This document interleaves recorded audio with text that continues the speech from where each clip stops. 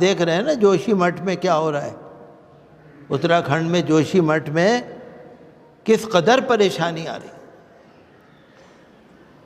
میں خبروں میں دیکھ رہا تھا 1930 میں سوئٹزرلینڈ کی ایک کمپنی آئی تھی، اس نے 1930 میں بتا دیا تھا کہ جوشی مٹھ کے علاقے میں یہ پریشانی آنے والی ہے۔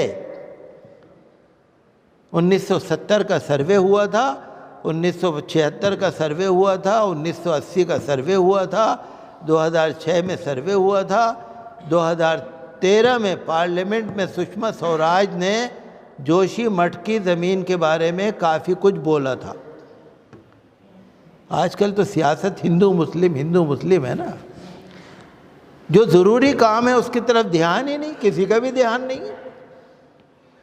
علی گڑھ میں آپ نے سنا ہوگا مکانوں میں دراڑیں پڑ گئیں، جوشی مٹھ کا علاقہ ہے اس میں سارے اتراکھنڈ کے علاقے میں پہاڑوں میں دراڑیں، مکانوں میں دراڑیں پڑ گئیں، مندروں میں دراڑیں پڑ گئیں۔ باغپت کے علاقے میں آج کے اخبار میں پڑھا، وہاں بھی مکانوں میں دراڑیں آ گئیں۔ چمولی ایک ضلع ہے، اس کے اندر ایک کرن پریاگ ایک جگہ ہے، وہاں پر مکانوں میں دراڑیں آ گئیں۔ حکومتوں کو جو کام کرنے کا ہے وہ کرتی نہیں۔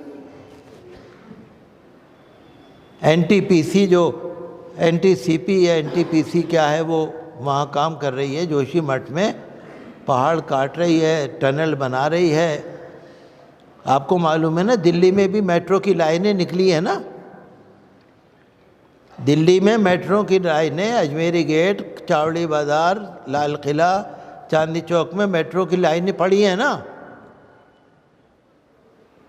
وہاں بھی یہی لائنیں پڑی ہیں، یہاں بھی یہی لائنیں پڑی ہیں، یہاں بھی شہر کے پرانی دلی کے سارے سیور بند پڑے ہیں، یہاں بھی ساری پانی کی لائنیں لیک ہو رہی ہیں، پانی مر رہا ہے بلڈنگوں میں۔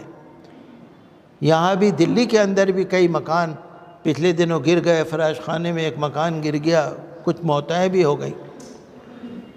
تو آج کل نا سیاست بس ہندو مسلم رہ گئی، کوئی حجاب کی سیاست، کوئی کسی کی سیاست۔ میں پڑھ رہا تھا کہ بنگلور کے اندر مسلمان لڑکیاں جو پڑھتی ہیں کالجوں میں، اسکولوں میں، انہوں نے سرکاری کالجوں میں، اسکولوں میں جانا بھی بند کر دیا۔ کیسے جائیں بیچارے؟ حجاب کا مسئلہ ہے نا، کیسے جائیں؟ پرائیویٹ اسکولوں میں، پرائیویٹ کالجوں میں، کورسپونڈنس کورس میں مسلمان لڑکیاں پڑھ رہی ہیں۔ ہم تو سپریم کورٹ سے اور کورٹ سے یہی کہیں گے کہ بھئی جو دوسرے فرقے کے کچھ لوگوں کو پرمیشن دے رکھی ہے کچھ چیزوں کی، تو مسلمانوں کو بھی دے دو۔